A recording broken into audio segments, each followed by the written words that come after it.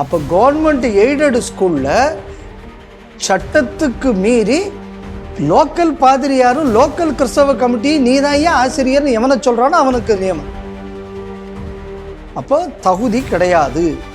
அப்போ ஒரு ஹிந்து இன்ஸ்டிடியூஷனுக்கு ஒரு நியமனம் வேணும்னா நான் அரசாங்கத்திட்ட போய் நான் பிச்சை எடுக்கணும். கிறிஸ்தவ இயக்கம் இதாக இருந்ததுன்னா நானே பண்ணிக்கலாம். அப்போ எப்படி ஒரு ஹிந்து பள்ளிக்கூடம் நடத்த முடியும்? இப்போ நான் சொல்கிறேன், 1960 வருஷம் அறநிலையத்துறை போட்ட புஸ்தகத்திலேயே சித்தர் கோவிலைத்தான் சிக்கந்தர் இதாக மாற்றினார்கள்னு ஒன் டிபார்ட்மெண்ட் புஸ்தகம் போட்டிருக்கே. எந்த ஹிந்து மதத்தை வளர்ப்பதற்காக நம்ம கொடுக்குறோமோ அந்த பணத்தை வச்சு நம்ம முருகன் நமக்கே சொந்தம் இல்லைன்னு சொல்றோம். இராணுவத்துக்கு இவ்வளவு செலவு தேவையா? எழுதுறீங்களா இல்லையா? எந்த மொழிக்கு எவ்வளவு செலவு எழுதுறீங்களா இல்லையா? இதுக்கு எழுதுங்களேன். பிரைம் மினிஸ்டர் வெளிநாட்டுக்கு போகும்போது எவ்வளவு செலவு செய்யப்பட்டது ஆர்டிஐ விடாம கேட்டுக்கிட்டு இருக்கு. இப்ப இதுக்கு கேட்கலாமே. நம்ம ஏன் கேட்கறதுல என்ன கஷ்டம் இருக்கும் உங்களுக்கு? கேட்டா இந்த குடும்பத்துக்கு சொந்தக்கார வக்கீல்கள் எவ்வளவு பேர் இதுல வாழ்ந்துகிட்டு இருக்கான்னு நமக்கு தெரியாது. வேடிக்கை என்னன்னா, இந்த எஃப்ஐஆர் வந்திருக்கு. இந்த எஃப்ஐஆர்ல இந்த தைல மைதீன் பேரே இல்லை. ஆனா அந்த வீடியோல அந்த தைல மைதீன் வர்றாரு. இவன் செத்து போனதுக்காக வேண்டி அங்கங்க இன்னைக்கு ஹிந்துக்களுக்கு எதிரான வன்முறைகளை கட்டவிழ்ப்பதற்காக இவன் செத்து போனாங்கக்கூடிய அந்த புணரத்தை வைத்து ஹிந்துக்களை கொல்லக்கூடிய ஒரு அரசியல் நடந்து வருகிறது. அப்படிப்பட்ட ஒரு ஆளை நீங்க சிஎம்மோட நீங்க பார்க்க விடுறாங்க அப்படின்னு சொன்ன இதெல்லாம் தெரியாது அப்படின்னு இந்த அரசாங்கம் சொல்லிச்சுன்னா, அப்போ இந்த போலீஸ்காரர்கள் சிஎம்ஐ செக்யூர் பண்ணக்கூடிய தகுதியற்றவர்கள் இங்கே கூடியதையாவது ஒத்துக்கணும். காசாவில் நடக்கும்போது கூட இந்திய அரசு கண்டனம் தெரிவிச்சது. நான் வங்கதேசத்தில் ஒரு ஹிந்துவுக்காக இந்த கண்டனத்தை இந்த அரசு தெரிவிக்கலைங்கக்கூடியது உண்மைக்குமே ஒரு வருத்தம் அளிக்கக்கூடிய ஒரு விஷயமாக நான் பார்க்கிறேன்.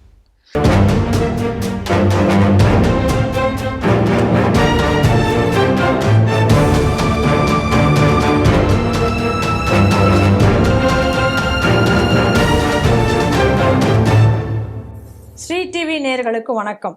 இன்றைய செய்திகள் சிந்தனைகள் நிகழ்ச்சிக்கு உங்களை வரவேற்கிறோம். இன்றைய செய்திகள்: திமுக ஆட்சிதான் சிறுபான்மையினருக்கு பொற்கால ஆட்சி. ஸ்டாலின் உதயநிதி கிறிஸ்துமஸ் விழாவில் பேச்சு. தீபம் ஏற்றிய பின் சந்தனக்கூடு நடத்துங்கள் என போராடிய பெண்களை கைது செய்த போலீஸ். சீனியர் அட்வொகேட் ஜெனரல்களுக்கு அரசு நிதி வாரி வழங்கல், நீதிமன்றம் கண்டிப்பு. மேலப்பாளையத்தில் தமுக தமிழக வாழ்வுரிமை கட்சியினரிடையே மோதல். இந்திய எதிர்ப்பாளன் உஸ்மான் ஹதி ஆன்மா நம்மை வழிநடத்தும் இரங்கல் கூட்டத்தில் முகம்மது யூனுஸ். இந்த செய்திகள் குறித்து நாம் திரு பாலகௌதமன் அவர்களுடன் சிந்திக்க இருக்கிறோம். வாருங்கள் நேயர்களே. வணக்கம். வணக்கம் அம்மா. திருநெல்வேலியில் நடந்த கிறிஸ்தவ நல்லிணக்க இயக்கத்தினுடைய சார்பில் நடந்த ஒரு கிறிஸ்தவ விழா, கிறிஸ்துமஸ் விழா. இதுல ஸ்டாலின் கலந்து கொண்டு பேசியிருக்கிறார். இன்னொரு பக்கம் உதயநிதி, இந்த கட்சி உங்களது கட்சிக்காரங்க எல்லாருமே இப்ப இந்த கிறிஸ்துமஸ் சீசன் ஒட்டி இப்ப எல்லா இடத்துலயும் பேசிட்டு இருக்காங்க.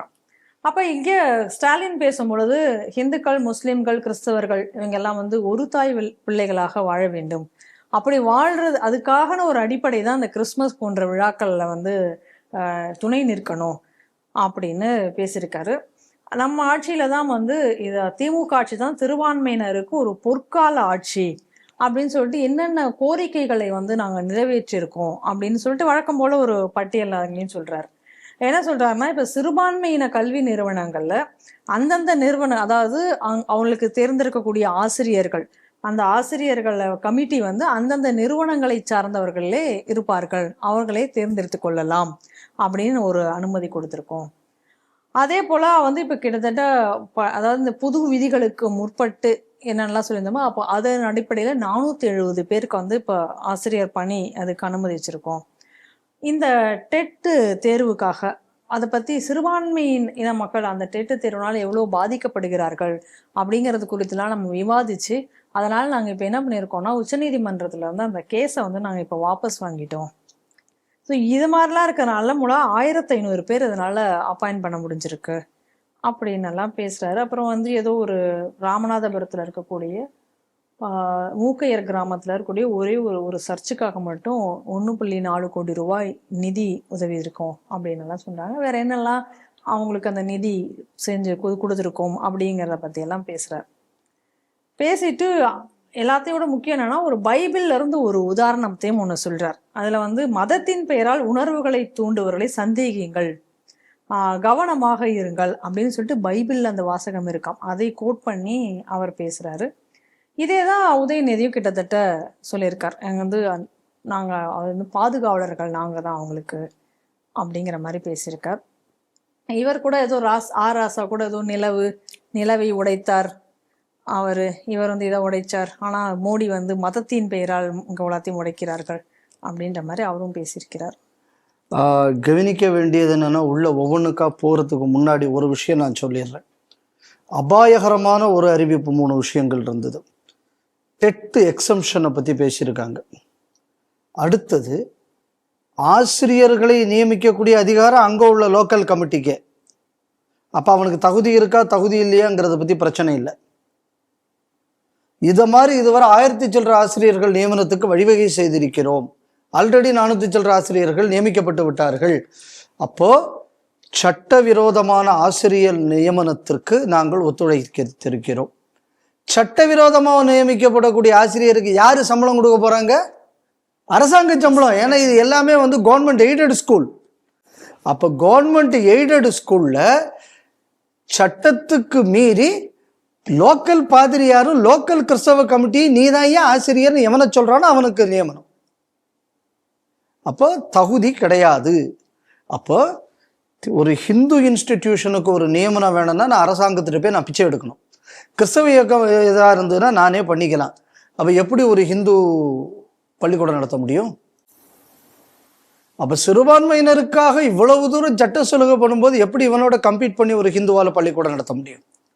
அப்போ ஹிந்துக்களை ஒட்டுமொத்தமாக இந்த ஃபீல்டில் இருந்து விரட்டுவதற்காக இவர்கள் செய்திருக்கிறார்கள். இது அந்த பகிரங்க அறிவிப்புல நம்ம புரிஞ்சுக்க வேண்டியது. இதில் கூட இன்னொன்று கூட விட்டுட்டேன். நிரந்தர அங்கீகாரம் கொடுப்பதற்காகவும் அதுக்கு தகுந்த மாதிரியான பல அரசு திட்டங்களை அறிமுகப்படுத்தியிருக்காங்க. ஆமா, அதாவது எப்படின்னு சொன்னா இந்த ரினியூவல் இந்த ஸ்கூலுக்கு இல்லாம நிரந்தரமாக. அப்போ ஒன்ஸ் இவன் பண்ணா இவன் என்ன அயோக்கியத்தனம் பண்ணாலும் விஷயம் அது இல்லை.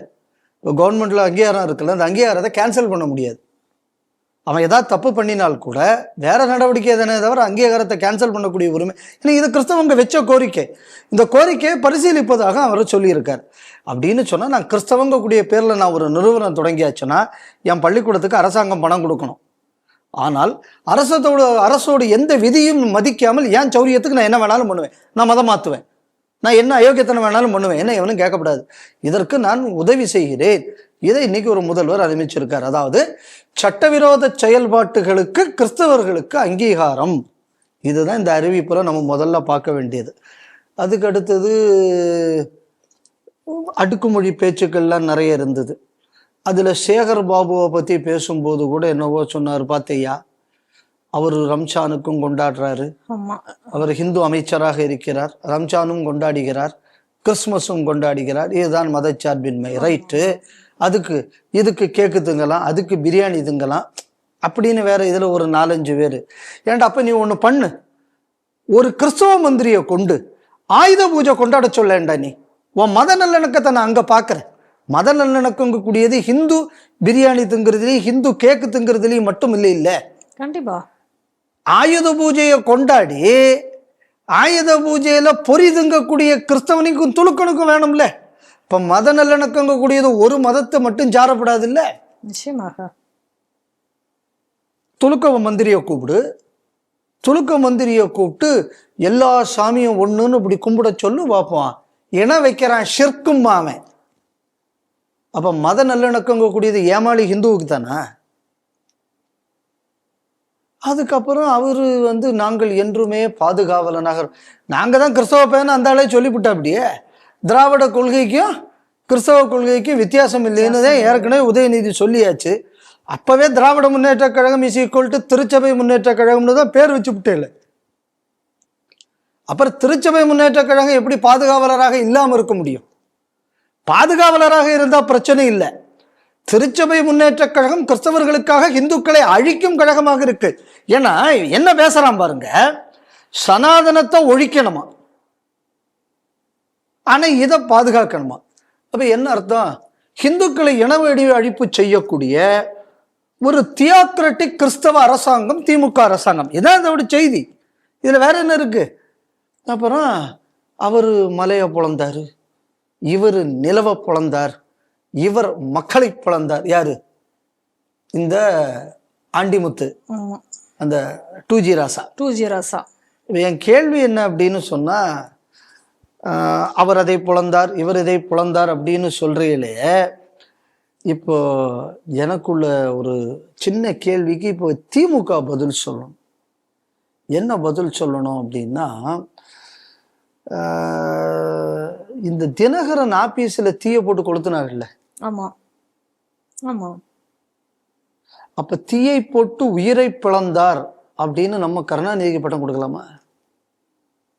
டீ குடித்து உயிரை பிளந்தார், அதுவும் சொல்லலாம்ல. டீ குடிச்சு ஒரு தமிழ் இனத்தையே அழிச்சாரு. ஆமா, அதே மாதிரி இலங்கையில் பதவி தீவிக்காக இலங்கை தமிழர்களை அழித்தார் சொல்லலாம்ல. அப்படித்தானே நம்ம சொல்லணும். சரி, லேட்டஸ்டா சொல்றேன், பூர்ணச்சந்திரன் என்ற இளைஞரை மத அரசியலுக்கான ஓட்டுத்தீயில் எரித்தார் சொல்லலாமா? நான் சொல்றேன், கேட்டுக்கோ. உனக்கு தானே ரைமிங்கா பேச தெரியுமா? உன்னையும் கூட எங்களுக்கு நிறைய ரைமிங்கா பேச தெரியும். அப்போ இந்த கிறிஸ்துமஸ் விழால இந்த மாதிரியான விஷயங்களை பேசுவதற்கு இந்த கிறிஸ்தவ சமுதாயம் கைதட்டுதுன்னா, அப்போ இந்த சமுதாயம் எவ்வளவு தூரம் கேடுகட்ட சமுதாயமா இருக்கணும் பார்க்கணும். இந்த அரசியல்வாதியை திட்டுறது இல்லை, எப்படி இன்னொரு சமுதாயத்தை பத்தி மோசமாக பேசக்கூடிய விஷயங்களை. இவனுக்கு கிறிஸ்துமஸ் விழா தானே, அரசியல் மேடை இல்லை இல்லை கிடையாது. அப்ப நீ இதுல வந்து நாட்டோட பிரதமரை நீங்க பேசக்கூடாது சார், இது அரசியல் பேசுற மேடை இல்லை. நீ வாட்டு வா, வந்து பாவம் அவர் பாவத்தை மன்னிச்சாரு, ஆட்டுக்குட்டியை பிடிச்சுக்கிட்டு போனாரு, இதான் பைபிள் கதையை சொல்லிட்டு போ. யாரும் அதுக்கு ஆட்சேபனை தெரிவிக்க போறது இல்லை. அங்க போய் இன்னொரு அரசியல் கட்சியை கேவலப்படுத்துற மாதிரி பேசுறது அப்படின்னா, இதை அந்த மதத்துவர்கள் ஆதரிக்கிறார்கள்னா, அப்ப நீங்கள் நடத்துவது அரசியல் சபையா இல்லை ஆன்மீக சபையா? ஆன்மீகங்கிற வார்த்தையும் கிறிஸ்தவத்துக்கும் சம்பந்தம் கிடையாது, மதம்னு தான் சொல்லணும், ரைட்டா? அப்ப நீங்க இதை வந்து நடத்துறது ஒரு அரசியல் மேடையா தானே நடத்துறீங்க. அப்ப இது மதமும் அரசியலும் கலப்பது இல்லையா?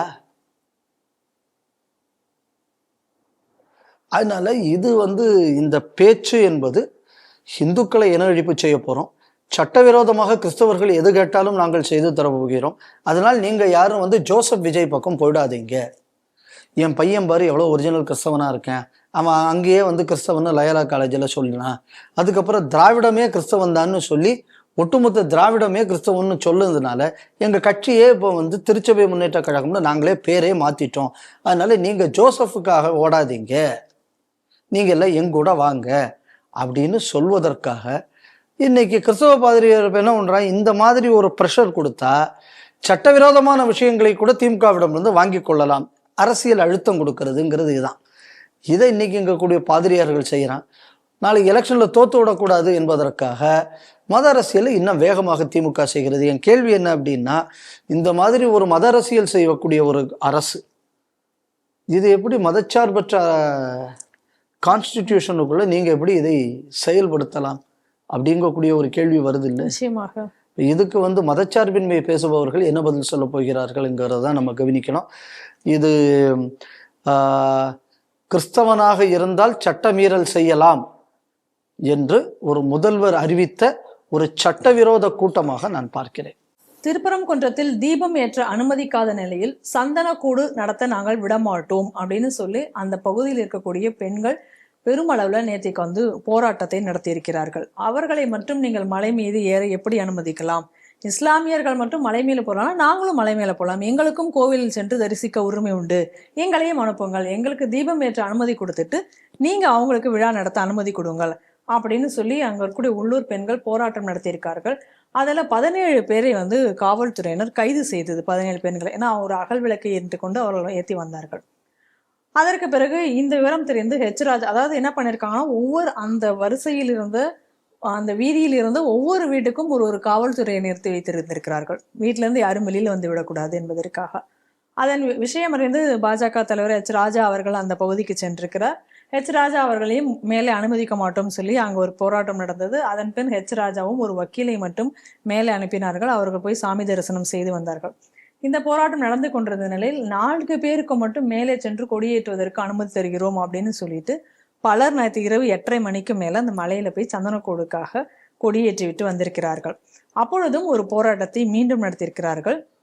எங்களை நீங்க கைது செஞ்சு வச்சிருக்கீங்க, ஆனா நீங்க 4 பேர் அனுப்புன்னு சொல்லிட்டு இவ்வளவு பேரை நீங்க அனுப்பியிருக்கீங்க, ஆனா எங்களை ஒருத்தர் கூட நீங்க அனுமதிக்க மாட்டீங்களே அப்படின்னு சொல்லி பெண்கள் கேட்டு இது பண்றாங்க. அப்ப ஏற்கனவே இந்த போராட்டத்தின் போது மிகவும் கடுமையாகவும் திமிராகவும் நடந்து கொண்ட அதே இனிகோ திவ்யன் தான் இன்றும் என்ன பண்ணியிருக்காரு, அங்க வந்து ஆமா நாங்க 4 பேர் அனுப்பிச்சா 10 பேர் இப்ப போனா என்ன ஆகி போச்சு, நீங்க அப்படிலாம் போகலையா அப்படின்னு சொல்லி அந்த மக்களிடம் வாக்குவாதம் செய்யக்கூடிய அந்த காணொளி எல்லாம் இன்னைக்கு வைரல் ஆகி இருக்கிறது. அதாவது அந்த இவாஞ்சலிஸ்ட் இனிகோ திவ்யன். எஸ், அவரே தான்.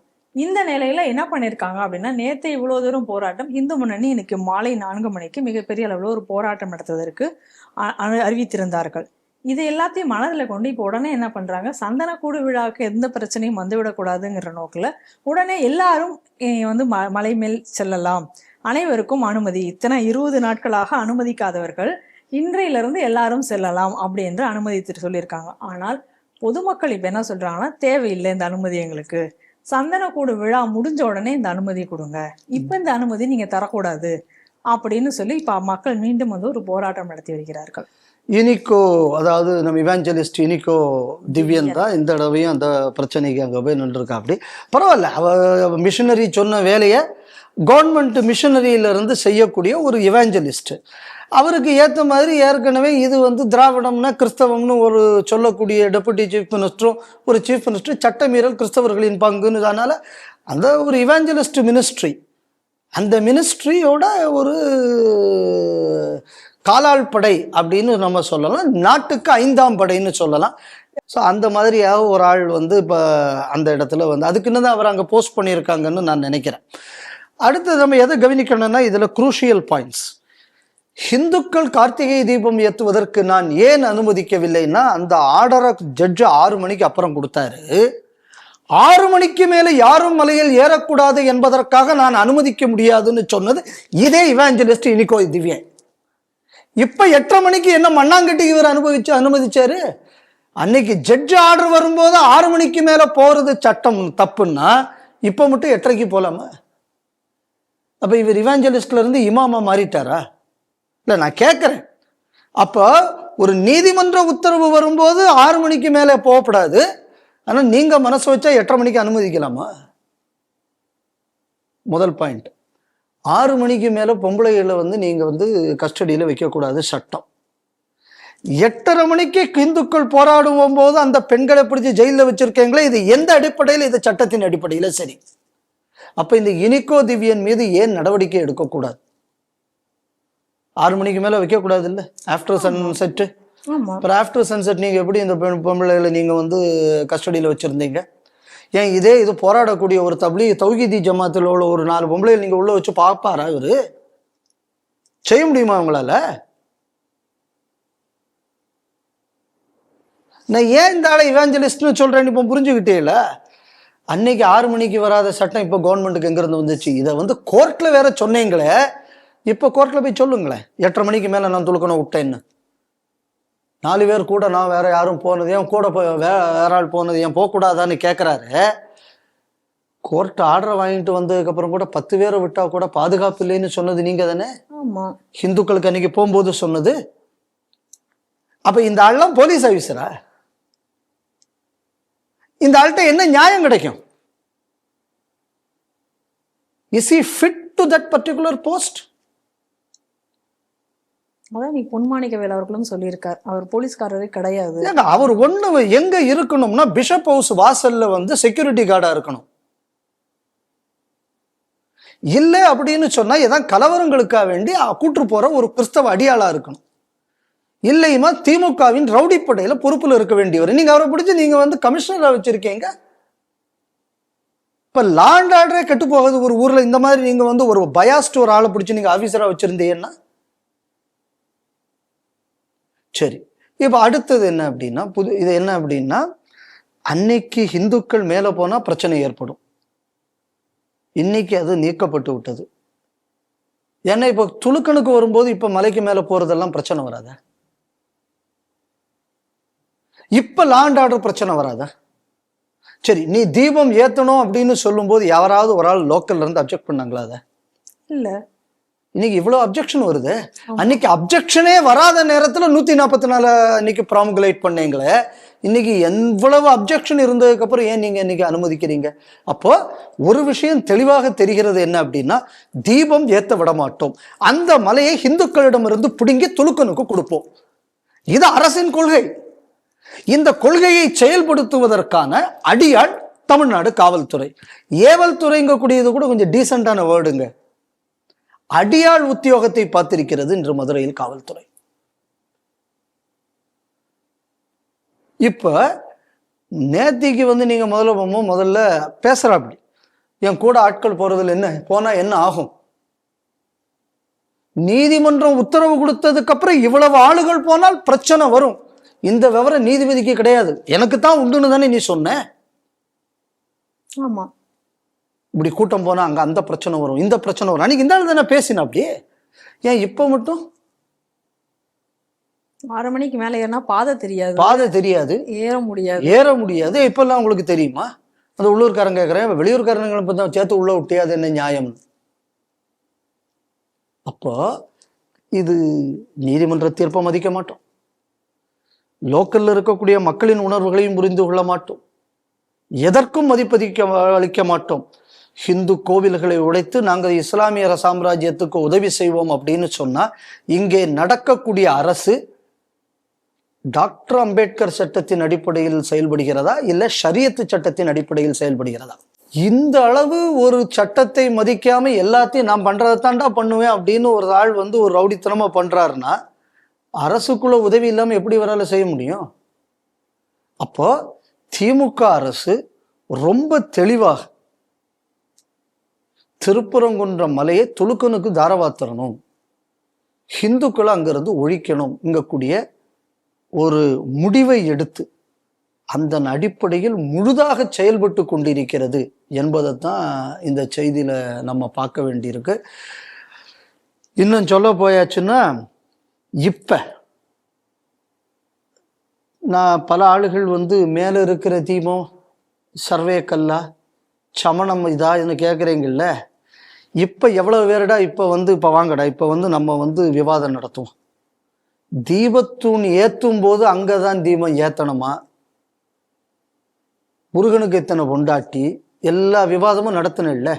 இப்ப கந்தூரி திருவிழா வருது இல்ல, இப்ப இதே விவாதத்தை இப்ப நம்ம நடத்துவோம். அங்க இருக்கக்கூடிய தர்கா இல்ல உள்ள உண்மைக்குமே சிக்கந்தர் போனம் இருக்கிறதா இல்லையா? விவாதம் நடத்தலாமா? இப்ப நடத்தலாம். நீ கார்த்திகை வரும்போது இந்த விவாதம் எல்லாம் நடத்தின இல்ல, இப்ப நடத்துவோம். இப்ப நடத்து. இப்ப நான் சொல்றேன், 1960வது வருஷம் அறநிலையத்துறை போட்ட புஸ்தகத்திலேயே சித்தர் கோவிலைத்தான் சிக்கந்தர் இதாக மாற்றினார்கள்னு ஒன் டிபார்ட்மெண்ட் புஸ்தகம் போட்டிருக்கே. கார்த்திகையில வச்சு அது தீபத்தூண் தானா என்பதற்கு தெளிவான ஆதாரம் இல்லைன்னு சொன்ன PS ராமன், தமிழ்நாடு அரசு வழக்கறிஞர், இப்ப இந்த உங்க கவர்மெண்ட் புஸ்தகத்துக்கு படி அங்க இருக்கிறதே சிக்கந்தர் தர்கா இல்லைன்னு சொல்லி இருக்கானே, அப்ப நீ எப்படா இப்ப கொடியேத்த அனுமதிச்ச? எப்படி அனுமதிக்கல நீ? சரி, ஆதாரமே இல்லாத அது பக்கத்தில் இருக்கக்கூடிய அந்த தீபத்தூணில் ஏத்தினால் பிரச்சனை வரும். என் கோயிலை தாண்டி மேல போய் நீ கந்தூரி நடத்தும் போது எங்களுக்கு பிரச்சனை வராதா? இப்ப மத நல்லிணக்கம் கெட்டு போகாதா? ஆர்கியூ பண்ணலாமே. ஏன்டாக்க அவன் இந்த கொடை டிவியை வச்சுவிட்டு ஊரம்பிட்டு இதைத்தானே பேசிக்கிட்டு இருந்தியே, அங்கதான் தீபம் ஏற்றப்பட்டதா, அங்கதான் அது வந்ததா? இப்ப நடத்துங்களேன், அங்கதான் சிக்கந்தர் புதைக்கப்பட்டாரா, நடத்தலாமே. ஏன் நடத்தப்படாது? அப்ப ஹிந்துக்கள்னு வரும்போது முருகன் பிறந்தாரா, முருகன் அங்கேதான் இருந்தார், இந்த கேள்வியெல்லாம் கேட்ப இல்லடா. இப்ப கேளுங்கடா அந்த துலுக்கண்டா, இப்ப அந்த துலுக்கண்ட அந்த கேள்வியை கேளு. அங்கதான் சிக்கந்தர் செத்து கிடந்தாரா கேளு. யார் அந்த சிக்கந்தர்? சிக்கந்தர் நம்ம ஊருக்காரனா? சிக்கந்தர் எந்த ஊர்ல இருந்து வந்தான்? அவன் இங்க வந்தான்னா அவனை எதுக்கு கொன்னா? அவனை கொன்னவன் யாரு, அவன் எந்த நோக்கத்துக்கு இங்க வந்தான், அவன் இந்த நாட்டில் வந்து என்னத்தை பண்ணுனா கேட்கணும்ல இந்த கேள்வியை. நான் சொல்லலை, துலுக்கம் சொல்லியிருக்கான், துலுக்கம் வரலாறு எழுதி வச்சிருக்கான், போய் படி. திருப்பாண்டியன்னு ஒரு ராஜா, அந்த ராஜா வந்து மதுரை ஆண்டுகிட்டு இருக்கும்போது ஜெட்டால இருக்கக்கூடிய கவர்னர், ஜெட்டாங்கிறது எங்க இருக்குன்னு தெரியுமா, அரபி பாலைவனத்துல இருக்கு, அங்கிருந்து வந்தவன் திருப்பாண்டியனை தோக்கடிச்சு விட்டு இங்கு வந்து ஷரியா ஆட்சியை நிறுவினான். எங்க நிறுவனான்? மதுரையில நிறுவனான். ஷரியா ஆட்சியை நிறுவனவன தோத்து போன திருப்பாண்டியன் இங்க இருந்து திருப்பதி பக்கம் போய் படையை திரட்டி புட்டு வந்து இந்த சிக்கந்தரை போரில் தோற்கடிச்சு கொன்றான். நான் சொல்லல, இப்படின்னு இந்த சிக்கந்தருக்கு துலுக்கம் வரலாறு சொல்றான். அவங்க வந்து என்ன ஆட்சியை நிறுவனா? ஷரியா ஆட்சியை நிறுவனா. எந்த ஊர்ல?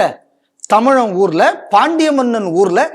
என் தமிழை ஒழிச்சு ஷரியாவை நிறுவனவனுக்கு நீ விழா நடத்துறதுக்கு நீ அனுமதி கொடுப்ப, என் தமிழ்கடவுள் முருகனுக்குள்ள பண்டிகைக்கு நீ அனுமதி கொடுக்க மாட்ட. கேட்டேன்னா நீ தமிழ்நாடு காவல்துறைன்னு சொல்லுவேன். அப்ப நீ தமிழ்நாடு காவல்துறையா இல்லைன்னா ஷரியா காவல்துறையா? தமிழ்நாட்டோட நிலைமைங்க. தமிழ்கடவுள் முருகனுக்கு வழி அனுமதி இல்லை. தமிழ்நாட்டில் கொள்ளையடிக்க வந்து இங்க வந்து தமிழாட்சியை அகற்றிவிட்டு ஷரியா ஆட்சியை நிறுவியவனுக்கு இன்னைக்கு வந்து அனுமதி கொடுத்துருக்காங்க அப்படின்னு சொன்னா இது தமிழக அரசா இல்லை ஷரியா அரசா? இதுதான் அயோக்கியத்தனத்தின் உச்சகட்டம். தமிழை பத்தி பேசக்கூடிய ஏதாவது ஒரு இன்னைக்கு சிக்கந்தரை பத்தின இந்த வரலாற்றை பத்தி இன்னைக்கு பேசுறதுக்கு ஏதாவது ஒரு டிவியில டிபேட் இருக்கான்னு பாருங்க. ஒரு டிவிலையும் டிபேட் இருக்காது. இவனுக்கு அனுமதி கொடுத்துருக்கான், இந்த மாதிரி ஒரு பிரச்சனை நடந்ததுங்கக்கூடிய நியூஸ் கூட வராது. நான் அது சொல்றேன், இதுக்கெல்லாம் இதுதான் உங்களை பார்த்து RS பாரதி தெளிவா சொன்னாப்படி. அதனால பத்திரிகைகளும் RS பாரதி என்ன அவர்களை பார்த்து சொன்னாரோ அதை இன்னைக்கு நிரூபித்து வருகிறார்கள் என்பதை இந்த செய்தியிலிருந்து நம்ம உறுதிப்படுத்திக்கலாம். அரசு சார்பாக வாதாடக்கூடிய சீனியர் அட்வொகேட் ஜெனரல்களுக்கு நிதியை வந்து வாரி வழங்குகிறது அப்படின்னு சொல்லிட்டு சென்னை உயர்நீதிமன்ற மதுரை கிளை கண்டித்திருக்கு. GR சுவாமிநாதன் அவர்கள் இதற்கு ஒரு அப்சர்வேஷன் கொடுத்திருக்கார். என்னன்னா, ஒரு வழக்கு வருது, ஒரு மதுரை மாநகராட்சி சார்பாக வாதாடக்கூடிய ஒரு வக்கீல், அவர் பேர் திருமலை என்று பேர், அவர் ஒரு 14 வருடம் இதுல இருக்காரு, ஸ்டாண்டிங் கவுன்சிலா இருக்காரு. அவருடைய மொத்த தொகை அவருக்கு வழங்கப்படவில்லை அப்படிங்கிறதுக்காக ஒரு வழக்கு. அந்த வழக்குல தான் அவர் வந்து இது குறித்து ஒரு கருத்தை சொல்கிறார். சொல்லிட்டு அவர் என்ன சொல்றாரு, இது ஒரு சரியான, இதற்காக ஒரு ஆடிட் நடத்தப்பட வேண்டும். அதாவது தேவையில்லாத வழக்குகளில் கூட, ஒரு சின்ன சின்ன விஷயங்கள் கூட இந்த மாதிரி அட்வொகேட் ஜெனரல்ஸ் வந்து ஆஜராகிறாங்க, தேவையே இல்லை அதுக்கு, அது மாதிரியானதுக்கு ஆஜராகிறது. இதெல்லாம் எதுக்கு அப்படின்னு சொன்னா, ஒண்ணும் இல்லை, காசுக்காக இந்த மாதிரியான விஷயங்கள் நடக்கிறது. இதுலேயும் கூட ஒரு ஃபேவரிசம் இருக்கு. சில பேருக்கு அது நிறைய பணம் தருகிறார்கள். இப்போ இந்த மனுதாரரை எடுத்துக்கொண்டால், அவர் வாதாடி இருக்கக்கூடிய அந்த வழக்குகளை வைத்து பார்க்கும் பொழுது அவர் கிளைம் பண்ணக்கூடிய அமௌண்ட்டுங்கிறது குறைவாகவே இருக்கிறது. அதனால இது சரியான ஒரு சமயம் நினைக்கிறேன், ஒரு ஆடிட் இது குறித்து நடத்தப்பட வேண்டும் அப்படின்னு ஒரு அப்சர்வேஷன் கொடுத்திருக்கிறார். நான் ஏற்கனவே பல முறை இதுக்கு முன்னாடி வரும்போது சொல்லியிருக்கேன், பல கேஸில் வந்து இப்போ நீதிமன்றத்தில் மேல்முறையீடு போகிறதுன்னு. அப்போவே நான் சொன்னேன், இந்த சிபல், இந்த அபிஷேக் மனு சங்வி, இந்த மாதிரி சில வக்கீல்களுக்கு தமிழ்நாடு அரசு பணம் கொடுப்பதற்கான இது. இப்போ பல இடங்களில் பிளாக்டன்ட்டு சட்டவிரோத நடவடிக்கைகளை இவங்க எடுக்கிறதுக்கு காரணம் இப்போ ஒன்றும் கிடையாது. கபில் சிபலுக்கு அபிஷேக் மனு சங்விக்கும் கையில் கொஞ்சம் காசு வேணும் அப்படின்னு சொன்னால், ஃபோன் பண்ணி சொன்னான்னா ஒரு சட்டவிரோதமான ஒரு ஆர்டரையோ ஒரு வேலையோ தமிழ்நாடு அரசோ இல்லைன்னா கர்நாடக அரசோ இல்லை பெங்கால் அரசோ செய்யும். உடனே நீங்கள் அதுக்கு என்ன பண்ணணுமோ, அது வந்து அது மோடி வந்து மொழியை வைத்து செய்து விட்டாரு, இல்லைன்னா இந்துத்துவ மனப்பான்மையில் செய்யப்பட்டதுன்னு என்னத்தையாவது ஒன்று சொல்லணும். சொல்லி அதை வச்சு இங்கே அரசியலாக்கிக்கணும். இதை அரசியலாக்கிட்டு என்ன பண்ணோம், இந்த நேரம் கொண்டு நாங்கள் நீதிமன்றத்தில் செல்கிறோங்கிறது. நீதிமன்றத்தில் இந்த கேஸ் தோக்கம்னு போடும்போதே நமக்கு நல்ல தெளிவாக தெரியும். அப்போ இதுக்கு வந்து நீங்கள் வந்து ஒரு சிட்டிங்க்கு அவர் வந்து ஒரு 5 லட்சம் இல்லைன்னா ஒரு 10 லட்சம் அப்பியரன்ஸுக்கு அவர் காசு வாங்குவார். அதை கொடுத்துக்கிட்டு அந்த கேஸு தோற்றும் போகும். பணம் யார் பணம்? நம்ம பணம். அப்போ நம்ம பணத்தால் நம்ம கட்சிக்காரனை நம்ம வாழ வச்சோமா இல்லையா? இப்போ இந்த வேலையத்தை இந்த அரசாங்கம் செய்த பாருங்களேன், எக்கச்சக்க பிளாக்டன்ட் வயலேஷன் HRNCயில் 1000 கேஸ் வந்துக்கிட்டு இருக்கு. இதில் பல கேஸுகளில் நமக்கு நல்லாவே தெரியும் இது தோற்று போகும். ஆனால் இதுக்கு பெரிய பெரிய வக்கீல்கள்லாம் வந்து உடனே ஆஜராவாங்க. 4 வக்கீல் 5 வக்கீல்லாம் வந்து ஆஜராவாங்க. நமக்கு வேண்டப்பட்ட ஆளுகளுக்கு கவர்மெண்ட்டு காசை கொடுக்கணும். அது கொடுக்கறதுக்கு என்ன வழி? அப்போ இதில் 2 விஷயம் நம்ம பார்க்கணும். ஒன்று, கட்சிக்காரன் சம்பாதிக்கிறதுக்கு வந்து வக்கீல் தொழிலை வச்சு கட்சிக்காரன் சம்பாதிக்கிறது ஒன்று. 2வது, உன் கட்சிக்காரன் சம்பாதிக்கணும் என்பதற்காக சாதாரண மக்களுக்குள்ள உரிமைகளை நீங்க வந்து கெடுக்கிறீங்களா? அது என்ன நியாயம்? நீ சம்பாதிக்கிறது, திருடன் சம்பாதிக்கிறான், எல்லாவனும் சம்பாதிக்கிறான், திருடும் ஒரு தொழில்னு நம்ம ஏன் சொல்றது இல்லை? சொல்லாத காரணம் என்ன அப்படின்னா, அவன் திருடுறதுனால ஒரு அப்பாவி பாதிக்கப்படுகிறான். அதனால தானே அதை திருடுன்னு சொல்றோம். நிச்சயமாக. ஏன் அந்த திருட நம்ம ப்ரொஃபஷன் சொல்றது இல்லை? டாக்டர் ப்ரொஃபஷனுக்குறோம், எல்லாத்தையும் ஒவ்வொன்றும் ப்ரொஃபஷனுக்குறோம். பிளம்பிங் ப்ரொஃபஷனுக்குறோம், கட்டட வேலையோ ப்ரொஃபஷனுக்குறோம், மணியாற்ற பூஜாரியோ ப்ரொஃபஷன், எல்லாத்துக்கும் ப்ரொஃபஷன் சொல்றோம். திருட ஏன் நம்ம ப்ரொஃபஷன் சொல்றது இல்லை? கொள்ளையடிக்கிறது நம்ம ஏன் ப்ரொஃபஷன் சொல்றது இல்லை? விபச்சாரத்தை நம்ம ஏன் ப்ரொஃபஷன் சொல்றது இல்லை? ஏன்னா இதனால் இன்னொருத்தர் பாதிக்கப்படுகிறார், அதனால நம்ம அதை ப்ரொஃபஷன் சொல்றது இல்லை. இங்க நீங்க பார்த்தாச்சு அப்படின்னு சொன்னா, சரி இந்த வக்கீலுக்கு கவர்மெண்ட் காசை எடுத்து கொடுக்கறது ரைட்டு. அப்ப யார் அப்ப எதிர்பக்கம் அந்த வழக்கில் பாதிக்கப்படுவார்கள்? ஒரு சாதாரண ஒரு மனுஷன் பாதிக்கப்பட போறான். நிச்சயமாக. அப்ப இவங்க செய்யக்கூடிய வேலை நான் சொன்னதுக்கு சமமானது தானே? விபச்சாரம், திருடு, அதுக்கு சமமான வேலை தானே? ஏன்னா நீங்க சாமானிய மனுஷன் பாதிக்கப்படுறான் இந்த கேஸை போட்டு. அப்ப பல வழக்குகள். அப்ப இந்த வழக்கை வச்சு நீங்க அரசியலும் பண்ணிடுறீங்க. இதை வச்சு பிராந்திய அரசியல் பண்றது, இதை வச்சு மொழி அரசியல் பண்றது, இதை வச்சு மத அரசியல் பண்றது. இப்போ பாருங்க, ஒரு சின்ன உதாரணம். திருப்பரங்குன்றம் கேஸ் வந்தது. திருப்பரங்குன்றத்துக்காக ஜோதி அப்பியர் ஆறாரு. அவர் அப்பியர் ஆகும்போது என்ன சொல்றாரு? அந்த இது சமணனுக்கு சொந்தமானது அப்படிங்கிறாரு. இந்த மலைய இந்துக்களுக்கு சொந்தம்னு வந்தாச்சு. அப்போ அறநிலையத்துறைக்கு சொந்தமான சொத்து அது. ஆனால் அது இந்துக்களுக்கே இல்லை அப்படின்னு இவர் ஆஜராறாரு. இப்ப இவருக்கு யாரு பணம் கொடுப்பாங்க? அறநிலையத்துறை தானே இந்த வக்கீலுக்கு பணம் கொடுக்கணும். அப்ப இந்த பணம் எங்க இருந்து போகுது? அறநிலையத்துறையிலிருந்து போகுதுன்னா நமக்குள்ள பணம். அப்போ எந்த இந்து மதத்தை வளர்ப்பதற்காக நம்ம கொடுக்கிறோமோ அந்த பணத்தை வச்சு நம்ம முருகன் நமக்கே சொந்தம் இல்லைன்னு சொல்றோம். அப்ப இந்துக்கள் பாதிக்கப்படுறோமா இல்லையா? ஆமா, உண்மைதான். ரைட்டா? அப்போ இதே மாதிரி இப்ப பாருங்க, ஒரு ஊழல் வழக்கு வருது. ஏதாவது ஒரு முறைகேடுன்னு வைங்க, ஊழலாம ஒரு முறைகேடு, அரசு ஒரு தப்பான வேலையை செய்கிறது. அந்த தப்பான வேலையினால சில மக்கள் பாதிக்கப்படுகிறார்கள். இப்போ அரசு நியமனம். இப்போ அரசு நியமனத்துல ஒரு தவறு நடந்திருக்கு. இந்த தவறு நடந்திருக்குன்னு சொன்ன உடனே இதனால பலர் பாதிக்கப்படுறாங்க. இப்போ பாதிக்கப்படுறோம், கோர்ட்டை கேஸை போட்டு வக்கீலுக்கு இப்போ அவனுக்கு செலவா? ஆமா. சரி, இந்த தப்பை மறைப்பதற்காக இப்போ அரசு ஒரு வக்கீல போடுதா? இப்போ இதுக்கெல்லாம் யாரு பணம் கொடுக்க போறாங்க? அரசாங்கம் தானே பணம் கொடுக்க போகுது. அப்போ ஒருத்தன் சாதாரண மக்களை பாதிச்சு நீங்க பண்ணக்கூடிய தப்பை மறைப்பதற்கு சாமானிய மக்கள்கிட்ட இருந்து வரக்கூடிய வரிப்பணத்தை நீங்க பயன்படுத்துறீங்க. இது அயோக்கியத்தனமா இல்லையா? இதுல வேடிக்கை என்னன்னா, பல யூனிவர்சிட்டிஸுக்குள்ள கேசஸ் வருது. யூனிவர்சிட்டியில எப்படின்னா, யூனிவர்சிட்டி நடத்தவே காசு இல்லைங்கிறாங்க. ஆனா அந்த யூனிவர்சிட்டிக்குள்ள கேஸுக்கெல்லாம் பெரிய பெரிய சீனியர் வக்கீல்லாம் ஆஜராறாங்க. அப்ப யூனிவர்சிட்டியோட பணம் யாருக்கு போகுதுன்னா அந்த வக்கீலுக்கு போகுது. அப்ப யூனிவர்சிட்டிக்குள்ள அட்மினிஸ்ட்ரேஷனுக்கு பணம் இல்லைங்கிற யூனிவர்சிட்டி இவங்களுக்கு அப்ப என்ன பண்றாங்க? அட்மினிஸ்ட்ரேஷனுக்கு பணம் இல்லைன்னு நீங்க அரசிட்ட இருந்து பணம் வாங்குறீங்க. அப்ப அரசிட்ட இருந்து நீங்க பணம் வாங்கி அரசியல்வாதிக்கு அந்த பணத்தை கொடுத்துடுறீங்க. அப்ப நீங்க கல்விக்கு துரோகம் செய்கிறீர்களா இல்லையா?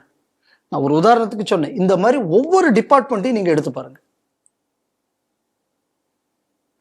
அப்ப இந்த கட்சிக்கு ஆதரவா இப்ப இவங்க சொல்லக்கூடிய ஒரு 10-20 வக்கீல் இப்ப இந்த இவங்களுக்காக வேண்டி வருவாங்க. ஏன்னா இப்ப காசு கிடைக்குது இல்லை இந்த கட்சியில இருக்கிறதுனால. அப்புறம் இவங்களுக்கு மேல ஜட்ஜு போஸ்டிங்கும் வந்துடும் பிற்காலத்துல.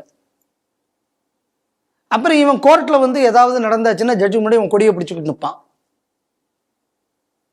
அப்ப இந்த மாதிரி நீங்க வந்து அரசியல்வாதிகளை நீதித்துறையில் வளர்த்து விட்டு இவன் நீதித்துறையை நீங்க பொல்யூட் பண்ணிக்கிட்டு இருக்கீங்க. இது அதோட மட்டும் நிற்காது, இதோட நீட்சியை நீங்க பார்க்கணும். அப்போ ஒட்டுமொத்த நீதித்துறையும் இதனால நாசமா போகுது. அதனால இன்னைக்கு நீதியரசர் சுவாமிநாதன் அவர்கள் கேட்டிருக்கிற கேள்வி சரியான கேள்வி. ஏன் இந்த சாதாரண விஷயத்துக்கெல்லாம் இவ்வளோ பெரிய வக்கீல்கள் வேணுமா? இதுவரை நீங்கள் என்னென்ன வக்கீல்கள் எது எதுக்கெல்லாம் நீங்கள் இதுவரை என்கேஜ் பண்ணியிருக்கீங்க, இதை பற்றிய ஒரு தணிக்கை வேண்டும்னு அப்சர்வேஷன் தான் சொல்லியிருக்காரு, ஆர்டர் போடல. அதையும் சொல்லியிருக்காரு, கோர்ட்டில் தலையிட முடியாது, பட் இருந்தாலும் இதுக்கு ஒரு ஆடிட்டு தேவை அப்படின்னு. சரி, இப்போ நான் என்ன கேட்குறேன் அப்படின்னா, நிறைய ஆட்கள் தமிழ்நாட்டில் பட்ஜெட்டுக்கு பற்றி நான் பேசுகிறேன், அதுக்கப்புறம் அரசின் செலவினங்கள் என்ன, வரவு என்ன அப்படின்னு எல்லாம் நிறைய பேர் அப்படியே, அதுவும் குறிப்பாக இந்த ஹிந்துன்னு ஒரு பத்திரிகையில் கொதித்து எழுவாங்கள்ல, இந்த ஐடியா உங்களுக்கு இதுக்கு முன்னாடி இல்லாமல் இருந்திருக்கலாம். இப்போ இவர் ஒரு அப்சர்வேஷனில் அதை சொல்லிட்டார். இதை வச்சு இந்த மாதிரி ஒன்று செய்தே ஆக வேண்டும் அப்படின்னு மவுண்ட் ரோடு மாவோ எழுதுவாரா? எழுதணும்ல, கண்டிப்பாக. இராணுவத்துக்கு இவ்வளவு செலவு தேவையா? எழுதுறீங்கல்ல, எழுதுறீங்களா இல்லையா? ஆமா. எந்த மொழிக்கு எவ்வளவு செலவு எழுதுறீங்களா இல்லையா? இதுக்கு எழுதுங்களேன். பிரைம் மினிஸ்டர் வெளிநாட்டுக்கு போகும்போது எவ்வளவு செலவு செய்யப்பட்டது, ஆர்டிஐ விடாம கேட்டுக்கிட்டு இருக்கேன். இப்ப இதுக்கு கேட்கலாமே நம்ம. ஏன் கேட்கறதுல என்ன கஷ்டம் இருக்கும் உங்களுக்கு? கேட்டா இந்த குடும்பத்துக்கு சொந்தக்கார வக்கீல்கள் எவ்வளவு பேர் இதுல வாழ்ந்துகிட்டு இருக்கான்னு நமக்கு தெரியாது.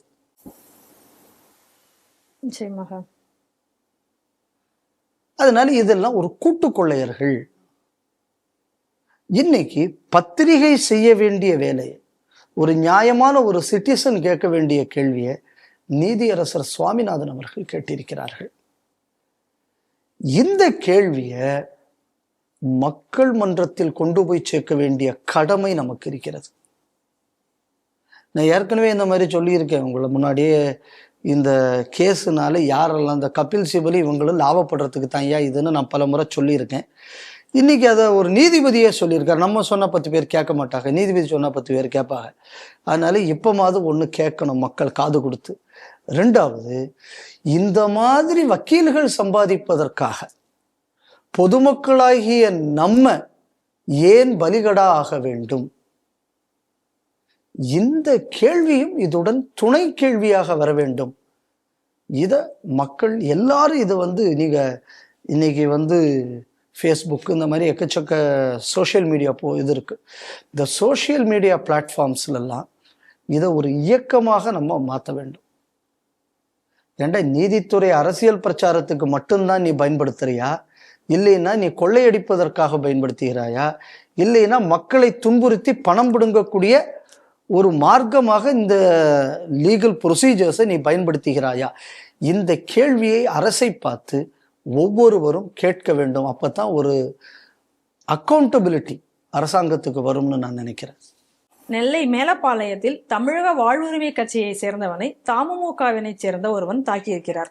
சம்பவம் எங்க அப்படின்னு பார்த்தோம்னா, மேலப்பாளையத்தில் இருக்கக்கூடிய பாத்திமா நகர், அது பக்கத்தில் இருக்கக்கூடிய பக்ருதீன் அவருடைய மகன் முகமது யாசர் அராஃபத், இவர் தான் அந்த புகாரை கொடுத்திருக்கிறார். அவர் என்ன சொல்றாரு அப்படின்னா, நான் 7 ஸ்டார் கம்பெனியில் நான் வேலை பார்த்து கொண்டிருக்கிறேன்.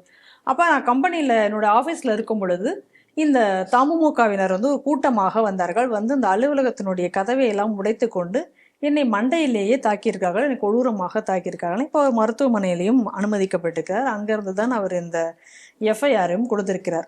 அவர் யார் யாரையெல்லாம் அதில் சொல்றாருன்னா, KS ரசூல் மைதீன் அவருடைய தூண்டுதலின் பேர்ல தான் இந்த தாக்குதல் நடந்திருக்கு.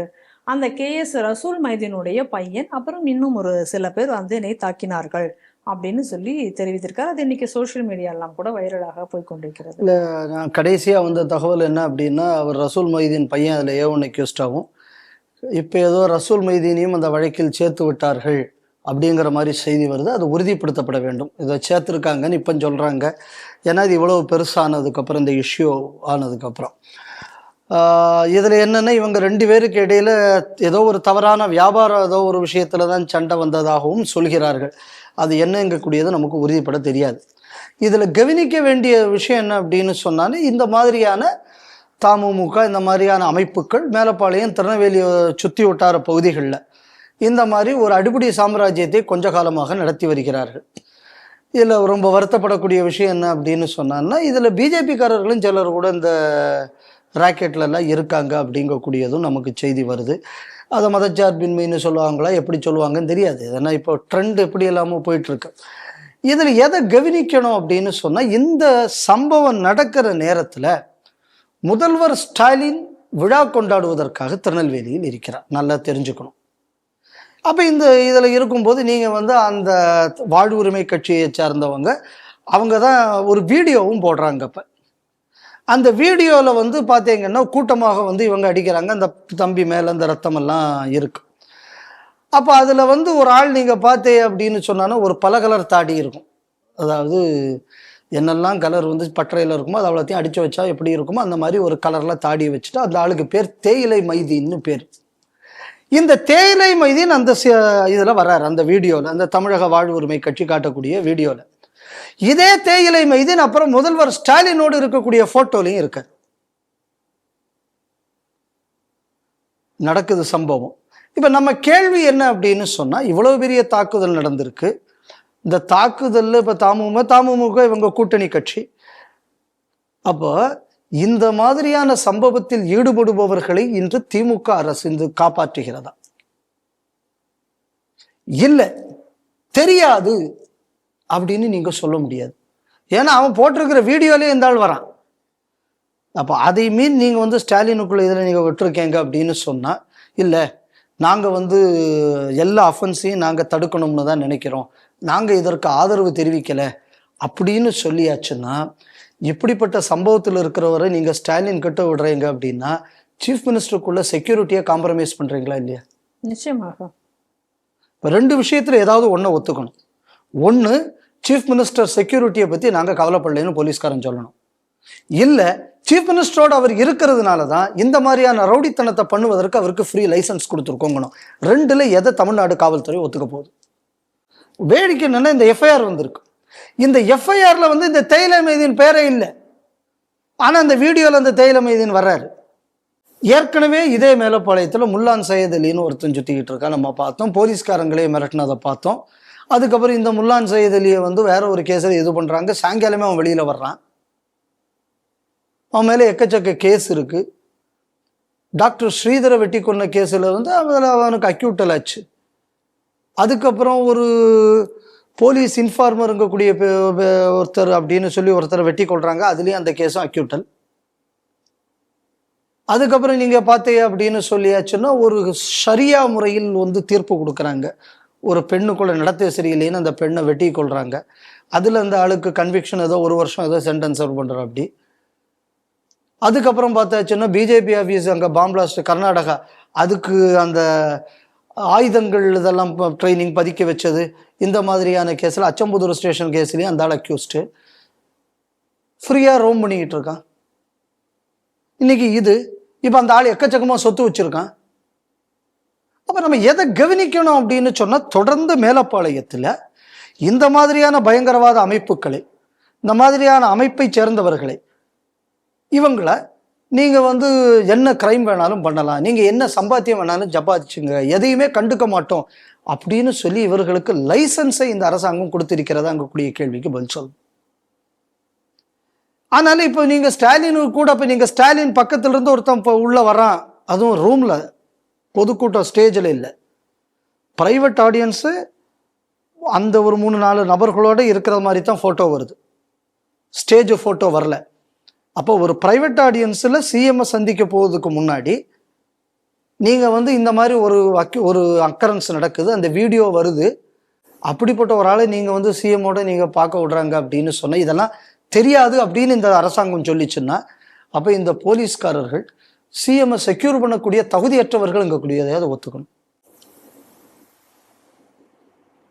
அப்போ மேலப்பாளையத்தில் பயங்கரவாத சாம்ராஜ்யத்திற்கு தமிழக அரசும் திமுக அரசும் துணை போகிறது. இது இந்த செய்தியிலிருந்து நம்ம பார்க்க வேண்டியது. இதுக்கு முன்னாடி பல வழக்குகள்லையும் ஏன் அக்யூட்டல் வருது? சரி, எப்படி நீங்கள் அவன் வருவான், பண்ணுவான், போவான்னு இவனை எதிர்த்து எவங்க சாட்சி சொல்ல வருவான் கோர்ட்டுக்கு? கவர்மெண்ட்டே எப்படி ப்ரொடியூஸ் பண்ணும்? கேஸ் நடத்துறது இப்போ போலீஸ் கையில். எப்படி ஆதரவாச்சு? இப்போ இவங்க இந்த இவ்வளவு துணுக்கு மேலே நீ கேஸ் போட்டிருக்கீல, இவ்வளவு போராட்டத்துக்கு அப்புறம் தான் கேஸே போட்டிருக்கு. இந்த கேஸ் எப்படி கன்விக்ஷன் வரும்? சரி, நாளைக்கு இவனை எதிர்த்து இவனா சாட்சி சொல்லவோ இல்லை தான் வேலை செய்ய வந்தால் அவன் இவன் உயிரோடி விட்டு வைப்பானா? ஏன்னா இப்படிப்பட்டவனை நீங்கள் சிஎம் உடைய கூட்டி வந்து நிறுத்தி வைக்கிறீங்கள, அப்புறம் எந்த போலீஸ்காரன் தைரியமாக நடவடிக்கை எடுப்பான்? யோசிச்சு பாருங்க. அதனால இன்னைக்கு இருக்கக்கூடிய பயங்கரவாதி எல்லாம் இன்னைக்கு சொல்லலாம், நாங்கள் குற்றவாளி இல்லைன்னு நீதிமன்றமே சொல்லிவிட்டதை எப்படி நீ குற்றவாளின்னு சொல்லும்? போலீஸ்காரன் உங்களுக்கு இப்படி சாதகமாக நடந்துக்கிட்டா எங்கே போய் சொல்ல போகுது? அதனால நான் இந்த சம்பவத்தை ஒரு கிரைமாக மட்டும் பார்க்கல. இது முதல்வர் இருக்கக்கூடிய நேரத்திலேயே இந்த மாதிரி ஒரு விஷயம் நடக்குமே ஆனால் பாக்கி நேரம் இவங்க என்னெல்லாம் பண்ணுவாங்கன்னு நீங்க கற்பனை பண்ணி பாருங்க. எப்படிப்பட்ட ஒரு பயங்கரவாதிகளின் பிடியில் தமிழகம் சிக்கி இருக்கிறது. இதற்கு ஆதரவாக காவல்துறையும் செயல்படுகிறது, அரசும் செயல்படுகிறது அப்படின்னு சொன்னா எப்படி சாதாரண மக்கள் பயங்கரவாதத்துக்கு எதிராக போராட வருவார்கள்? அதனால இதை ஒரு சாதாரண வழக்காக பார்க்காமல், இப்படி ஒரு தேயிலை மைதீன் அங்கேயும் போறான், அவன் சிஎம்டியும் வந்து இருக்கிறான் அப்படின்னு சொன்னா அரசு இதற்கு பதில் சொல்ல வேண்டும். கூட்டணி கட்சியில தமிழ்நாடு முஸ்லிம் முன்னேற்ற கழகம் இருக்கும் காரணத்தினால் அவங்க என்ன வேணாலும் பண்ணலாம், நீங்க லைசன்ஸ் கொடுத்துருக்கீங்களா? இப்ப இதுல இந்த ஊர்ல இருக்கிற பலர் இப்போ பெங்களூர்ல பரப்பன அக்ரஹார ஜெயில் இருக்கு, அங்க பல அல்லுமாக்காரன் அடைச்சி வச்சிருக்காங்க வேற பல கேஸ்ல. அவங்களுக்கு இவங்களுக்கு பாலமாகவே பலர் இந்த ஏரியால இருந்துகிட்டு இருக்காங்கங்கிற மாதிரி எல்லாம் செய்திகள் வருகிறது. ஸோ அப்படிப்பட்ட ஒரு அக்யூஸ்ட் இப்படி ஒரு ஃப்ரீ ரன் சிஎம்ஓடையும் நிற்கக்கூடிய ஒரு நிலை இருக்கிறதுன்னா ஒரு சாதாரண பாமரனுக்கு என்ன பாதுகாப்பு இந்த தமிழகத்தில் கிடைக்கும் என்பதை யோசித்து பாருங்கள். இந்தியாவுக்கு எதிராக செயல்பட்டு வந்த அடிப்படைய இஸ்லாமிய பயங்கரவாதி ஓஸ்மான் ஹாதி, அவரை இன்னைக்கு புகழ்ந்து பேசியிருக்கிறது யூனஸ். அதாவது ஓஸ்மான் ஹாதியினுடைய அந்த இறுதி பயணம் அந்த நிகழ்வில் போயிட்டு கலந்துட்டு யூனஸ் பேசியிருக்கார். அப்படி யூனஸ் அங்கே பேசும் பொழுது என்ன சொன்னார், இவர் இவருடைய இந்த கொள்கைகள், இவருடைய இந்த குரல்கள் அப்படிங்கிறது இங்கே எங்கேயும் ஒலித்து கொண்டே இருக்கும். அவர் என்ன சொன்னாரோ அதனுடைய அடிப்படையில் தான் நம்ம இனிமேல் செயல்படவே போகிறோம். அவர் தான் நம்ம இந்த வங்க மக்களுக்கே ஒரு மிகப்பெரிய வழிகாட்டியாக இருந்திருக்கிறார் அப்படின்னெல்லாம் சொல்லி அவரை பற்றி அவர் ஒழித்த மந்திரங்கள் நம் காதில் இன்னும் ஒழித்து கொண்டே தான் இருக்கிறது, அவர் இன்னும் இறந்து போயிடவில்லை அப்படின்லாம் சொல்லி ஒரு மிகப்பெரிய ஒரு புகழாரத்தை சூட்டி அங்கே அவர் பேசியிருக்கிறார். அதோடு மட்டும் நிற்காமல் அங்கே இருக்கக்கூடிய டாக்கா பல்கலைக்கழகத்தில் பங்கபந்து அப்படிங்கிற அந்த ஹாலுக்கு இப்போ பெயர் மாற்றம் செய்யப்பட்டிருக்கிறது. அவர் ஓஸ்மான் ஹாதி ஹால் அப்படின்ற அந்த பெயரையும் மாற்றியிருக்கிறார்கள். ரெண்டு விஷயம். இப்போ ஒஸ்மான் ஹாதியின் வழியில் தான் வங்க அரசு செயல்பட போகிறதுன்னா, ஒஸ்மான் ஹாதி என்ன சொல்லியிருந்தான் அப்படின்னா, இந்தியாவின் வடகிழக்கு மாநிலங்களை பிரிப்போம் ஒஸ்மான் ஹாதி சொன்னா. அப்போ இதுதான் பங்களாதேஷ் கவர்மெண்ட்டுக்குள்ள அஃபிஷியல் ஸ்டாண்டாகக்கூடியதை யூனிஸ் முதல்ல தெளிவுபடுத்தணும். அடுத்தது இஸ்லாமிய அடிப்படைவாதத்தை வைத்து வெவ்வேறு இடங்கள்ல இந்தியாவுக்குள்ள நம்மளும் அந்த சிக்கன் நக்க முறிப்போம் இந்த மாதிரியான விஷயங்கள் எல்லாம் பேசினா, இதுதான் வங்கதேச அரசின் நிலைப்பாடாங்கக்கூடியதை யூனிஸ் இப்போ உறுதி செய்யணும். இப்போ இந்த வழியில தான் அவங்க போறாங்க அப்படின்னா, இதுதான் என் வங்கதேச அரசின் கவர்மெண்ட் ஸ்டாண்ட், இதுதான் கவர்மெண்ட் பாலிசி ஆஃப் பங்களாதேஷ், இதுதாங்கக்கூடியதை யூனிஸ் இப்போ வெளிப்படையாக ஒத்துக்கணும். அதுக்கு முதல்ல யூனிஸுக்கு தைரியம் இருக்கா? ரெண்டாவது, நான் ஏற்கனவே இதை பற்றின ஒரு காணொளி ஸ்ரீ டிவியில் போட்டிருந்தேன். இது வேற பல அரசியல் காரணங்களுக்காக நடத்தப்படக்கூடிய விஷயம்னு. இப்போ இவன் செத்து போனதுக்காக வேண்டி அங்கங்கே இன்னைக்கு இந்துக்களுக்கு எதிரான வன்முறைகளை கட்டவிழ்ப்பதற்காக இவன் செத்து போனாங்கக்கூடிய அந்த புணரத்தை வைத்து இந்துக்களை கொல்லக்கூடிய ஒரு அரசியல் நடந்து வருகிறது. இன்னும் சொல்ல போயாச்சுன்னா, ஹசீனா பார்ட்டியில் உள்ள சொத்துக்களை அழிப்பதற்கும் இந்துக்களை கொல்றதுக்கும் நியாயமான பத்திரிகைக்காரர்கள் மீது தாக்குதல் நடத்துவதற்கும் இதை அவர்கள் பயன்படுத்தி வருகிறார்கள். கொஞ்சம் முன்னாடி ஒரு 42 வயசு மதிக்கத்தக்க இந்த போராட்டத்திற்கு இவருடன் இருந்து போராடிய ஒருத்தர் இன்று சுட்டுக் கொல்லப்பட்டிருக்கிறார். இந்த சூட்டுக்கு இப்ப யாரு பொறுப்பெடுக்கணும்? அப்ப நான் ஏற்கனவே சொன்ன மாதிரி இந்த சூடு என்பது இவனை துப்பாக்கியால சுட்டதுங்கக்கூடியது யூனிஸ் ஆதரவாளர்களால் செய்யப்பட்டது. ஏன்னா இப்ப எலெக்ஷன் அடுத்து இவனை சுட்டு கொண்டோம்னா இப்ப அதை வச்சு அடுத்து இது நடக்கும். அப்ப என்னன்னா எலெக்ஷனை போஸ்ட்போன் பண்ணிடலாம். அப்ப தொந்தரவே இல்லாம கொஞ்ச காலம் யூனிஸே அங்க உட்காந்துடலாம். அடுத்தது நீங்க என்ன பார்க்கணும்னா, இந்த புதிய வங்க தேசத்தில் வன்முறைக்கு வழி இல்லை, இதே யூனிஸ் சொன்னான். எப்ப? இந்த ஹிந்துவெல்லாம் கொண்டதுக்கு அப்புறம். பத்திரிகை ஆபீஸ் எரிக்கும் போது சொல்லலை. ஏன் பத்திரிகை ஆபீஸ் எரிக்கும் போது சொல்லலை? இவன் பண்ண ஊழலை அந்த பத்திரிகைக்காரன் வெளியில சொன்னாங்கிறதுக்காக வேண்டி அப்ப வாயை திறக்கல. நல்லா புரிஞ்சுக்கணும். இப்ப அடுத்த பணம் வந்தாச்சு. இப்ப இதை வச்சு அடுத்த அரசியல் நடக்க போகுது. எலெக்ஷன் அப்படியே போஸ்ட்போன் பண்ணிடலாம். இல்லை அப்படின்னு சொல்லியாச்சுன்னா இப்ப இந்த இளைஞர்கள் யூனிஸுக்கு இடைஞ்சல் தான். இவன் கடைசி சீனாவுக்கும் பாகிஸ்தானுக்கு ஆதரவாக இருந்து நமக்கு துரோகங்கீகம் பண்ணிடுவானோங்கிற பயம். அப்ப எவன் நமக்கு வசதியா வரக்கூடிய துலுக்கம் இருக்கானோ அந்த லீடர்ஸ் மட்டும்தான் எலெக்ஷன்ல கண்டெஸ்ட் பண்ணுவான். இவனுக்குள்ள பவரை சேலஞ்சு பண்ணக்கூடிய மாதிரி இருந்த எல்லா லீடர்ஸையும் இப்படியே எலிமினேட் பண்ணுவானுங்க. ஆனா இது எலிமினேட் பண்ணும்போது என்ன பண்ணும்? இதுக்கு காமனா இந்தியாவையும் ஹிந்துவையும் எதிரியா காணிச்சிடணும். அப்ப ஒரு கல்ல பல மாங்கா. ஒன்று, இவனுக்குள்ள அரசியல் லாபத்திற்காக மாடரேட்டா இருக்கிற துலுக்கனும் பாதிக்கப்படுவான். ஹிந்துக்களை இன அழிப்பும் செய்து விடலாம். எந்த பத்திரிகைக்காரனும் வாயை திறக்க மாட்டேன், ஏன்னா அடுத்து நம்மளை கொண்டு விட்டான்னு என்னன்றது. இதுல என்ன வேடிக்கைன்னா, இவனுகள்லாம் தான் டெமோக்ராட்டிக் ப்ரொட்டஸ்டர்ஸா. நம்ம நாட்டில் இந்த கேடுகட்ட காங்கிரஸ்காரன், இந்த திமுக காரன்லாம் அதெல்லாம் வரும்போது இதே மாதிரி இந்தியாவில் வந்து விடக்கூடாது, ஜென்சி புரட்சி செய்ய வேண்டாமாங்கிறானே. இது பேர் ஜனநாயக புரட்சியா இல்லைன்னா ஜனநாயக அழிப்பு புரட்சியாங்கக்கூடியது. இதை வச்சு நான் ஆரம்பத்திலிருந்து இதைத்தான் சொல்லிக்கிட்டு இருக்கேன். இந்த புரட்சி நடந்த ஏதாவது ஒரு நாட்டில் புரட்சிக்கு அப்புறம் அந்த நாடு உருப்பிட்டுது, புரட்சிக்கு அப்புறம் இந்த நாட்டில் ஜனநாயகம் தழைச்சது. பங்களாதேஷ்ல இல்லை, ஸ்ரீலங்கால இல்லை, நேபாளில் இல்லை, ஏதாவது ஒரு நாட்டில் இருந்ததா? இல்லை, ஒரு நாட்டிலையும் இல்லை. இல்லை. அதனாலதான் நான் திருப்பி தெளிவா சொல்றேன், இந்த ஜென்சி புரட்சிங்கக்கூடிய பேர்ல நடப்பதெல்லாமே ஜனநாயக அழிப்பு. இதுல இந்த லட்சணத்தை பாருங்க. வெளிநாட்டுல இங்கிலாந்துல இருந்து ஒரு பத்திரிகையாளர், அந்த பத்திரிகையாளர் இங்க நடக்கக்கூடிய அட்டூழியங்கள் என்ன ஹிந்துக்களுக்கு மீது என்னெல்லாம் வன்முறை கட்டவிழ்த்தப்படப்பட்டது, யூனிஸ் என்னென்னலாம் திருடி இருக்கான், அதே மாதிரி எதிர்கட்சிகள் எப்படியெல்லாம் திட்டமிட்டு தாக்கப்பட்டார்கள், இது எல்லாத்தையும் இங்கிலாந்துல இருந்து பதிவு போட்டிருக்காரு. ஒரு பத்திரிகையில அவர் எழுதியிருக்கார். அவர் பூர்வீக வீடு எங்க பங்களாதேஷில் இருக்குன்னு தேடி பிடித்து அது தாக்கப்பட்டிருக்கிறது. இந்த ஒரு கவர்னர் எப்படி லேசா தட்டி போட்டாருங்கிறதுக்காக வேண்டி பத்திரிகையின் மாண்பே கெட்டு போச்சு. நீங்க ஒரு 10 பயில பத்திரிகைக்காரன்னு அப்படியே கீழே இருந்து கொப்பளிச்சு எழுந்தாம்ல. ஆமா, அண்ணாமலைட்ட மரியாதை இல்லாம இவனுங்க பேசுவானுங்களாம். இவனுங்க பண்ணக்கூடிய அந்த தப்ப அண்ணாமலை சுட்டி காட்டியாச்சுன்னா அண்ணாமலைக்கு எதிராக அப்படியே புரிஞ்சு எழுந்தானு உள்ள. ஏதாவது ஒரு பத்திரிகைக்காரர் 2 பத்திரிகை அலுவலகத்தை எரிச்சானே, இன்னைக்கு இப்படி ஒரு பத்திரிகைக்காரர் ஒரு விஷயத்தை எழுதினதற்காக அவன் வீடு தாக்கப்பட்டிருக்கிறது. எவனாவது இந்த பத்திரிகைக்காக வேண்டி குரல் கொடுக்கிற ஒரு பய அதை பத்தி வாயை திறந்தானே? இல்ல. அப்ப இதுல இருந்து தெரிஞ்சுக்கணும், இவனுகள்லாம் பத்திரிகைக்காரன் இல்லைங்கிறது. இவனுகள்லாம் என்னன்னா பத்திரிகை எங்கக்கூடிய பேரில் செயல்படக்கூடிய RS பாரதி சொன்னதை முடிச்சு நீங்க கண்டினியூ பண்ணிக்கிடுங்க. இப்ப இதை பாருங்க, இந்த அடிப்படைவாத இஸ்லாம் எந்த இடத்துல கொண்டு விட்டுருக்குன்னு பங்கபந்து பேர் மாற்றப்பட்டிருக்கிறது. ஒரு பெரிய ஒரு மியூசியம், ஒரு லைப்ரரி இதெல்லாம் அழிக்கப்பட்டிருக்கிறது. இதெல்லாம் என்னன்னா வங்க மொழியின் பொக்கிஷங்கள்.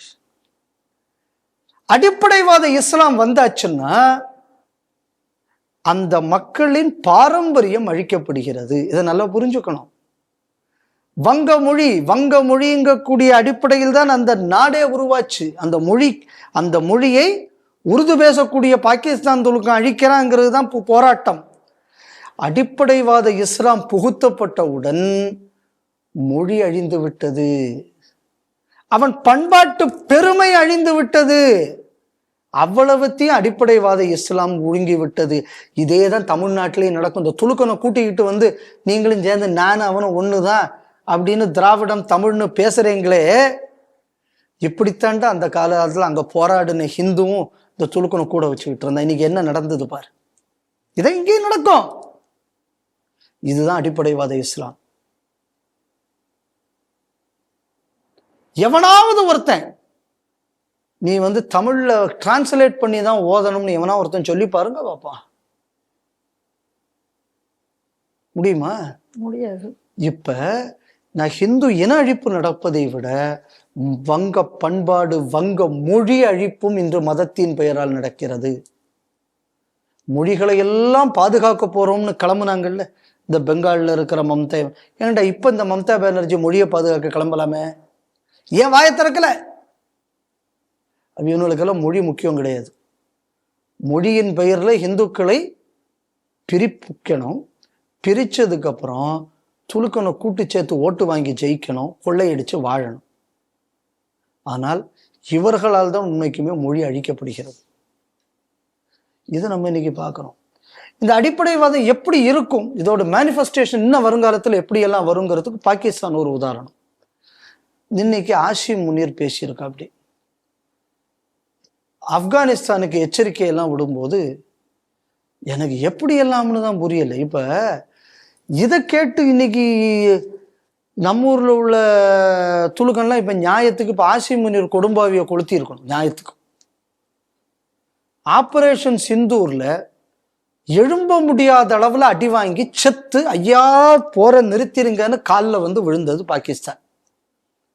இன்னைக்கு இந்த ஆசிம் முனீர் பேசியிருக்கார். அல்லாவின் பரிபூர்ண பிளஸ்ஸிங்ஸ் இவங்க வந்து உணர்ந்தாங்களாம் ஆபரேஷன் சிந்தூர் சமயத்துல. என் கேள்வி என்னன்னா, அப்போ அல்லாவின் பிளஸ்ஸிங்ஸை நீங்க உணர்ந்ததுனாலதான் இப்படி அடி வாங்கினீங்க. அப்ப நம்ம ஊர்ல உள்ள சல்மான் அசாரி, பெரியகுளத்தில் இருக்கிற உஸ்தாதி பீர் முகமது, நீங்களாம் யோசிச்சுங்க, ஆசிம் முனீருக்கு வந்த அதே பிளஸ்ஸிங் உங்களுக்கு வேணும்னு நீங்க கும்பிட்டுக்கிட்டு இருக்கீங்க. சிந்தூர்ல அவன் வாங்கின மாதிரி அப்புறம் நீங்களும் வாங்க வேண்டி வரும். நான் சொல்லல, ஆசிம் முனீர் சொல்லியிருக்கா. அப்படி இன்னைக்கு ஆசிம் முனீர் ஸ்டேட்மெண்டா தான் அதை நாங்கள் உணர்ந்தோம். எது அல்லாவின் அப்படியே பிளஸ்ஸிங்ஸ் அப்படியே உணர்ந்தாங்களாம். உணர்ந்ததுல என்னடா அப்படின்னா, வண்டியை கூட மூவ் பண்ண முடியாத அளவு சோழியை முடிச்சுட்டான் நம்ம ஆளு போய். அதனால இது என்ன இது பண்ணணும்னா, மக்களை ஏமாத்துவதற்கு சாமியை பயன்படுத்தக்கூடிய வேலை. பச்சையா சொல்ல போனா அப்ப இவன் என்னைக்கு இவன் அறிவுள்ளவனா வருவானா? இன்னைக்கு பங்களாதேஷ் இன்னைக்கு இந்த இடத்துக்கு போயிட்டு இருக்கு. இந்திய தூதரகம் ஒரு விஷயம் பண்ணியிருக்கு, எல்லா விசா சென்டர்ஸையும் க்ளோஸ் பண்ணியிருக்கு. அங்க ஒரு விஷயம் நீங்க போனீங்கன்னா தெரியும், ஒரு ஐ சர்ஜரியை ஒழுங்கா பண்ண கூட ஆஸ்பத்திரி இல்லாத ஊர். இவனுக்கு கேன்சர் வந்தாலோ இல்லை ஹார்ட்டுனாலோ இல்லைன்னா லிவர்னாலோ எந்த ட்ரீட்மெண்ட்டுக்கு இவனு அங்கேருந்து இந்தியாவுக்கு தான் வருவான். இப்போ அங்கே அவ்வளவு பார்டரையும் க்ளோஸ் பண்ணியாச்சுன்னா வேணா பாருங்க, அந்த ஊர் மக்களை இவங்களை அடிச்சு வரட்டுவான். ஊசி போட கூட ஒரு டாக்டர் இல்லாத ஊருங்க. எவ்வளவு பெரிய பெரிய மேதைகளை கொடுத்த அந்த வங்காள மண் அடிப்படைவாத இஸ்லாத்தால் ஊசி போட டாக்டர் இல்லாத அளவுக்கு அந்த இஸ்லாம் அதை கொண்டு விட்டுருக்கு அந்த ஊரை. இதை பண்ணியாச்சு அப்படின்னா நாளைக்கு சர்வைவலுக்கு கூட அவனுங்களால ஒன்றும் பண்ண முடியாது. இந்த முடிவை இந்தியா செய்யணும். அப்போ அங்க ஒரு மக்கள் புரட்சி ஏற்படும் போது அதுக்கு உதவி செய்யக்கூடிய பணியை இந்திய அரசு செய்தாக வேண்டும். அதாவது எனக்கு சில விஷயங்கள்ல பாஜக அரசு மேல வருத்தம் உண்டு, அதுல இதுவும் ஒரு விஷயம். ஏங்க ஒரு ஹிந்துவை அடிச்சு நிர்வாணப்படுத்தி கட்டி தொங்க விட்டு தீய கொளுத்துறான், 50 பேர் வீடியோ எடுத்து பார்த்து கைதட்டு கொக்கரிச்சுக்கிட்டு இருக்கான். எந்த பெரிய நடவடிக்கையும் எனக்கு தெரிஞ்சு இந்திய அரசு பக்கத்துல இருந்து வரல. இதை ஸ்பெசிஃபை பண்ணி ஒரு கண்டனம் கூட பெரிய அளவில் கொடுக்கல, ஒரு கண்டனம் கூட இந்திய அரசு தெரிவிக்கல. இது உண்மைக்குமே வருத்தப்படக்கூடிய ஒரு விஷயமாக நான் பார்க்கிறேன். இதை நான் எப்படி பார்க்கிறேன் அப்படின்னா, காசாவில் நடக்கும்போது கூட இந்திய அரசு கண்டனம் தெரிவிச்சது.